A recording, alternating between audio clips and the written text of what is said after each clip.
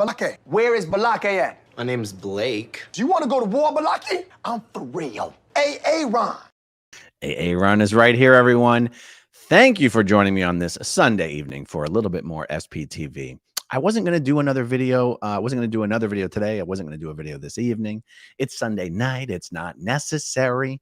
But the number of things I'm going to need to cover this coming week is just getting longer and longer and longer. And I figured, why not, while it's fresh on my mind, just do this video. This video is sponsored by, inspired by a blog post that Mike Rinder did. I think it was yesterday. And I'm going to share that blog post with you. The title is Scientology Silence on Danny Masterson is Deafening. But quick, a little bit of framing on this. Scientology has used the fact that Leah Remini and Mike Rinder testified at Paul Haggis's trial and testified for the defense. In this case, Paul Haggis was being sued. So it wasn't a criminal case. It was a civil lawsuit.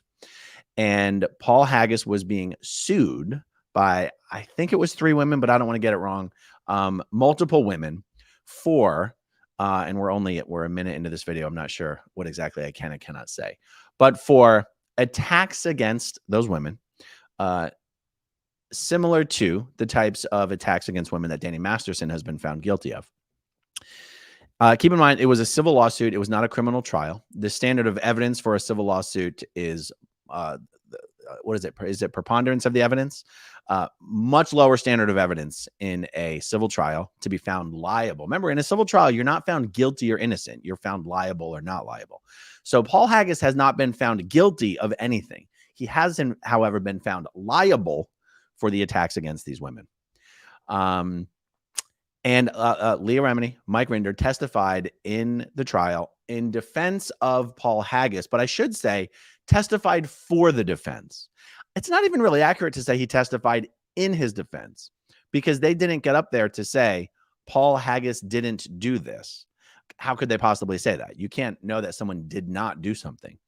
But what Leah Remini and Mike Rinder testified about was Scientology's policies and practices of fair game and trying to destroy utterly its enemies. And that is absolutely what Scientology has been doing to Paul Haggis, will keep doing to Paul Haggis. They testified about their own experiences being the recipients of those fair game policies. And they testified as to their own personal histories with Paul Haggis. So they testified for the defense. And Scientology has used this to relentlessly and publicly attack Leah Remini and Mike Rinder in the most vicious and disgusting ways. How dare they defend, in their words, a rapist? I cannot stress enough, Paul Haggis has not been found guilty of anything. And Mike Rinder gives a little bit more details about what the jury didn't know, what the jury wasn't allowed to know in his blog post. And he makes some comparisons between Scientology's conduct with respect to Paul Haggis and his trial and Mike and Leah compared to Scientology's conduct, or lack thereof, with respect to Danny Masterson and everything that has transpired there. So let's take a look at Mike's blog post. By the way, there's a link to Mike's blog in the description down below. Scientology's silence on Danny Masterson is deafening. Scientology has constantly attacked Leah and I for testifying in the Paul Haggis civil case, where he was accused of raping a woman. Okay, so I had that wrong. I didn't realize he was only being accused by one woman. I believe other women testified as witnesses, but I guess the lawsuit itself was only relating to one woman. The plaintiff, now this is important, guys. These are details most people don't know.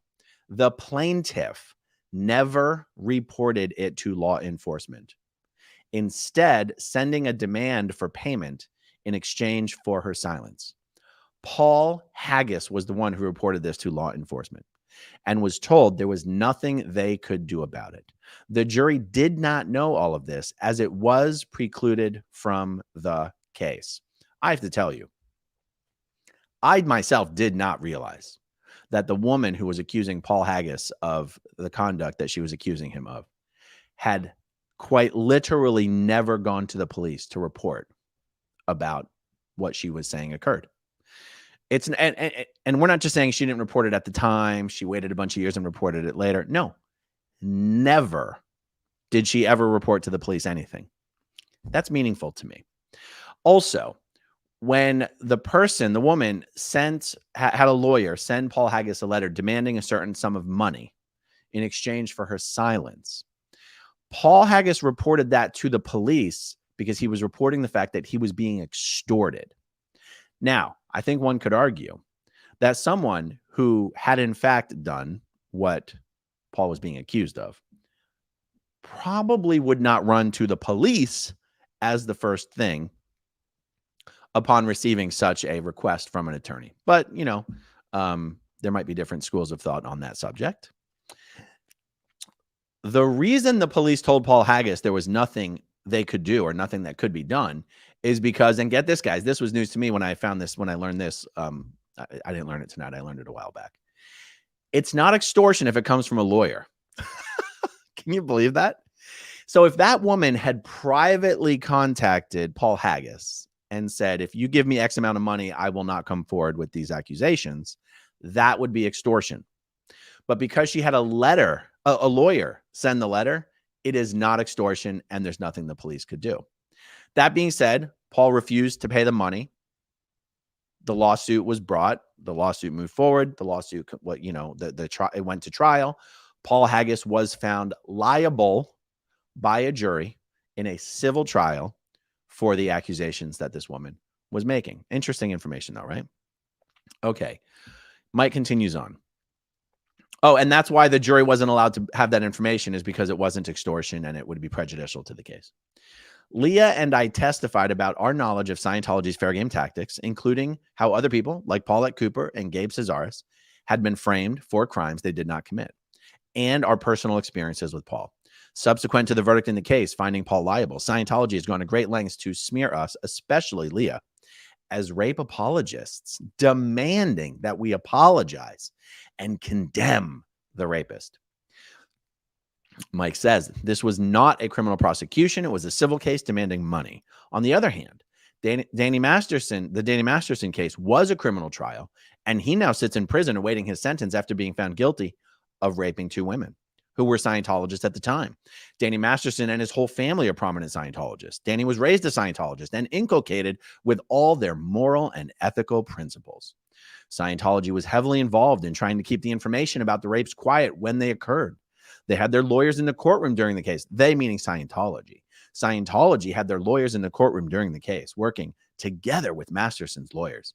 Scientologists filled the Masterson team in the audience during both trials. Yeah. This is why I was like, I want to do a video about this.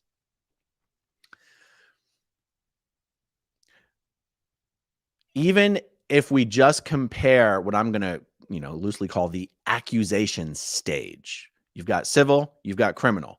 You've got the accusation stage. You've been accused of something, you've been sued for something, you've been charged with something, but you have not yet been found guilty. In the accusation phase of Paul Haggis's ordeal, it was just a civil matter. The only thing that was at play here was money. That's all that was ever going to be at play. It was just a civil matter, and the preponderance of the evidence, the standard of evidence needed was quite low. In the Danny Masterson trial, during the accusation phase, he was on trial for potentially his life. The Scientologists involved already knew what Danny did to Jane Doe 1. Scientology never denied to Scientologists what Danny did to Jane Doe 1. Scientology was involved, personally and intimately involved, in trying to get Danny to admit, to finally take responsibility that what he did to Jane Doe 1 was in fact rape. And Scientology helped orchestrate a $400,000 settlement between Danny and Jane Doe 1 because they knew what Danny did. There was no question about that. So for all the Scientologists who showed up to support Danny Masterson during what I'm calling the accusation phase, he's not guilty yet. They already knew what he did to Jane Doe 1. So they also knew it was within the realm of possibility that he had done the same thing to multiple other women.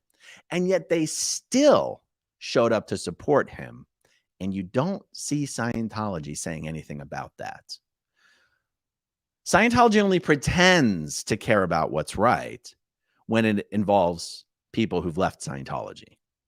When it involves their own, they could not give a damn. All right, let's go back to this. Scientologists filled the Masterson team in the audience during both trials. They claim to champion human rights and have a front group set up using my daughter, Taryn, who was sent out to attend Me Too events and to try to weasel her way into the Stand Up for Abused Women movement with a phony Justice for Mom slogan, on the completely made up basis that I physically assaulted her mother. Taryn and some of her handlers from Golden Era Productions even attended a Denim Day event where they were confronted by two of the Masterson victims. So I want to comment on this. Denim Day is an event. It's an annual event. It's like a support group event for women who are survivors of sexual assault. Now, Scientology has been for years now running a relentless online and harassment campaign against Mike Rinder with these absurd accusations that he abused his ex-wife, who's a Sea Org member. All of this, it was surrounded a single incident well after Mike Rinder had escaped from the Sea organization. He was already in a relationship with his now wife, Christy Colburn, who was already pregnant at this time.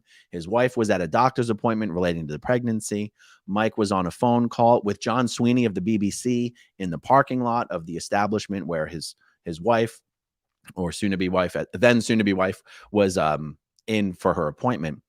And about a dozen Scientologists from all over the world, actually, from Australia, from Florida, from California, all over there. Some of Mike's family members, Scientologists, some Sea Org executives, descended upon Mike in like a rabid crowd. And this is all caught on the phone call, because the phone call was being recorded by John Sweeney because it was an interview. What are the chances that Mike Rinder would be on the phone on a recorded interview while these a group of Scientologists descend upon him and accost him? And at one point during this whole altercation, Mike's trying to get into his car and drive away. And as he puts his keys into the car, the Scientologists prevent him from closing the door. They get into the other side of the car. They rip his keys out of the car. In the midst of all of this, Mike's then still legal wife, Kathy Rinder, there's another name she goes by, I forget, Kathy Bernardini, her arm got scratched. That's literally all that occurred. I'm not even minimizing. Her arm got scratched. Was it Mike who scratched her? Was it someone else who scratched her? Who really knows? Mike doesn't even deny that it could have been him who ended up scratching her, but it was incidental contact. And so anyway, this whole thing has been so thoroughly documented. There's even someone called the ambulance. The ambulance showed up and examined Kathy. They asked Kathy, "Would you like to be transported to the hospital?" She's like, "No." They described the scratch as like a 2 out of 10. I think she described, like, there's even medical reports showing how minor of an incident this was. Kathy got her arm scratched while they were all in the process of accosting Mike Rinder. Oh my God. This incident is the basis for the entire Justice for Mom campaign that they've been running against Mike Rinder for years now. They've tried to use this as the reason to get him fired from every job he's ever had since then.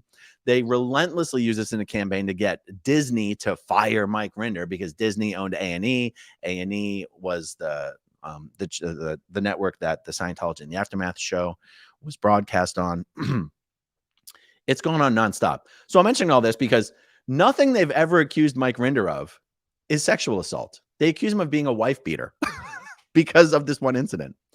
And Scientology has the gall, has the balls, the audacity to send Taryn, Mike's daughter, and by the way, Kathy was there as well, to this Denim Day event, an event for survivors of sexual abuse. They're sending a woman who had her arm scratched one time while in the process of helping accost her husband.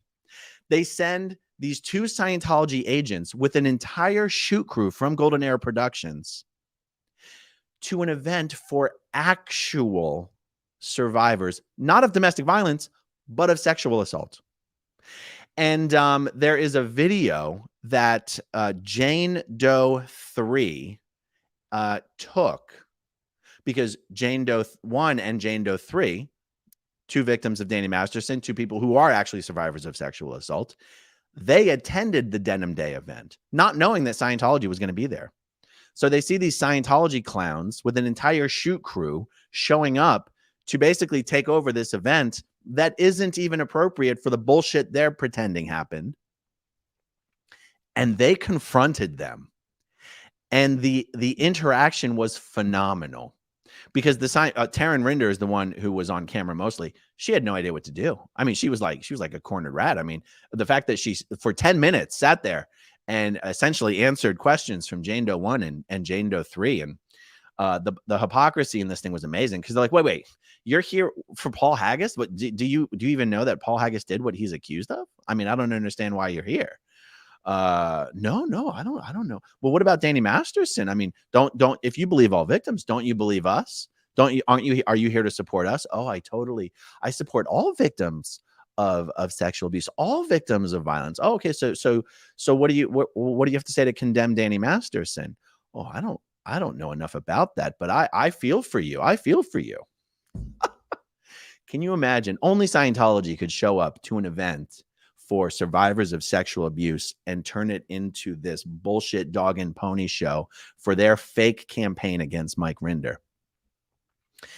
And I believe the mayor of Los Angeles at the time might have been the one hosting this event. And he invited all of the survivors in the crowd to come up and join him, stand behind him while he was about to make his speech. Taryn Rinder, Scientology agent, runs right up the stairs, stands directly behind the goddamn mayor for an event that has nothing to do with her. They had an entire gold shoot crew at this thing. And because a Scientology agent was now standing behind the Los Angeles mayor and a Golden Era Productions Scientology shoot crew had their cameras pointed there, Jane Doe 1 and 3 couldn't even go up there. Like, can't stand behind the Scientologist who's here to take over this event. I mean, you want to talk about hypocrisy? That's not even what Mike's not even going into all that detail here, but that's just detail I'm giving you. Okay, so let's see here. Okay, so he's referring to Taryn and some people who were there with Taryn. They're boxed into a corner, having to admit that they condemn anyone who abuses women. So where is the condemnation of Danny Masterson from Taryn now that he's been convicted? She's the poster child in their supposed campaign to protect women from abuse. Who should she be condemning louder than anyone, if not one of Scientology's most prominent members? Don't you clean up your own house first? Guys, I got to tell you, Danny Masterson is still a Scientologist in good standing. He hasn't even been declared a suppressive person. Danny Masterson, convicted serial rapist and Scientologist in good standing, apparently being found guilty of raping multiple women. And let's not forget, there's 6, 7, or 8 other women who've come forward. I mean, many of those testified in the trial. I mean, Danny Masterson has raped women in different countries, in different states, and he's still a Scientologist in good standing. But they want you to know that Mike Rinder testified on Paul Haggis's behalf in a civil case. They want you to condemn Mike Rinder and Leah Remini for testifying for Paul Haggis, but they don't want to kick Danny Masterson out for raping several of their own members. I mean, if you want to put yourself in the mind of a Scientologist, I mean, and the thought process, it can get pretty shitty pretty fast. But as a Scientologist, wouldn't you expect them to be more horrified by rape of their own members? I mean, you guys know how Scientology thinks. It's us versus them. We're the good guys. Everyone else is the bad guys. Wouldn't you expect them to be more horrified by rape of their own members than even rape of non-members? But Danny Masterson raped a number of Scientologists, and that's not even enough. Even after being convicted in a criminal court, that's not even enough That's not even enough for Danny Masterson to be expelled from Scientology. But they want you to be really mad at Mike Rinder and Leah Remini. That's the fucking hypocrisy. Where is Scientology and their social media trolls condemning Masterson? They are out in force, passing judgment on those who are no longer Scientologists because they testified when subpoenaed in a civil case. What about an official statement from Scientology? They managed to get out statements claiming what poor victims they are within hours of bad news hitting. But not a word about the conviction of one of the most prominent members. Of course, it is obvious why they don't want to comment. They are afraid of drawing more attention to this huge embarrassment. They're even more afraid if they make any statement condemning Masterson, he will turn on them and spill the beans on exactly who in Scientology knew what and when, and how they engaged in a coordinated cover-up effort to prevent the facts from coming out. Scientology has something to say about everything. We await your official statement on Danny Masterson. I'm not holding my breath. Yes. It brings me great joy. It makes me a tingle. It gives me a warm feeling in my heart just thinking of the possibility of Danny Masterson realizing how much he has to gain by rolling over and turning on Scientology and all the people that were involved in the cover-up, not only of his crimes, but also in the obstruction of justice. Let's not forget, guys, there is a grand jury investigation currently ongoing into obstruction of justice by David Miscavige and Scientology in the Danny Masterson in the Danny Masterson matter. And by the way, that's one of the reasons that I suspect Scientology is going to do everything they can, pull some strings behind the scenes to keep delaying the sentencing, Danny Masterson sentencing. There's a hearing tomorrow. There's a hearing tomorrow in the Danny Masterson matter, and I believe Masterson's team will be asking to delay and postpone the sentencing. One of the reasons is that the grand jury investigation is on hold until the sentencing occurs. That's because the prosecutor who's running that grand jury is the same prosecutor who's prosecuting Masterson. And just due to some overlapping issues and informational sharing issues, the grand jury thing is on hold until Masterson gets sentenced. So it's in Scientology's best interest to delay that sentencing as long as possible, even if it's sort of a futile effort. But Scientology's never let that get in the way of any of their master plans. All right. That's I wanted to share that with you. Let me go through the super chats and then we'll wrap it up. Sigyn Halverstedt. I hope I'm saying that right. Thank you for that. Eric Okerlund. Will Danny keep his soap on a rope? If he's smart, he will. Okay, Sigyn Halverstedt. Greetings from 200 yards from the Tucson, Arizona org. Wow. I did not know there was an org in Tucson, to be honest. It must be a mission. I don't even know if it's staffed anymore. I'll tell you what, if it's a big building, it's an org. If it's a tiny little thing, then it's a mission. I do not remember there being an org in Tucson at all. But that's interesting. If you can send me a photo, I'll let you know what it is. Appreciate that. Seeker 0628. Money cannot erase everything. So true. Dawn in Mayo. Aaron, love your coverage and humorous yet serious approach to exposing David Miscavige and the Church of Scientology. So sexual assault is okay, but testifying and leaving makes you an SP. Insane. Yeah, that sums it up. Absolutely. Tampa B-Man Barbara Mangano. So hard keeping up with all your lives. So much better than being in a cult for sure. Yeah, I think I've been doing over the last month. I have done an average of over 2 videos a day. But I mean, over the last week or two, it's probably been closer to 4 a day. And I do the lives because it's so time efficient. I don't have to edit. I don't have to, double think, triple think, quadruple think what I say. If I try to pre-record these things, I cannot, I'll stumble over my words and I'll think, oh, I should do that again. But if I do it live, I only have one chance. And that's why I do so many lives. All right, let's see. One last one. Stacy, speaking of abusive Scientology creeps, any more emails from Dan? No, I did not get any more emails from Dan O'Connor yet, but I am definitely expecting something. As soon as I get anything, you better believe I'll let you guys know. All right, everyone. That's it for me this evening. Hope you guys all had an excellent Sunday. Hope you guys are ready for the week. I know I am. I will see you guys tomorrow. Talk to you soon. Okay, if you want to see my rock and roll songs, click right on this guitar. And if you want to see a different one of my videos, Oh, Dancing for My Love, then you could click right inside here. If you have subscribed or not, subscribe right here. Bye.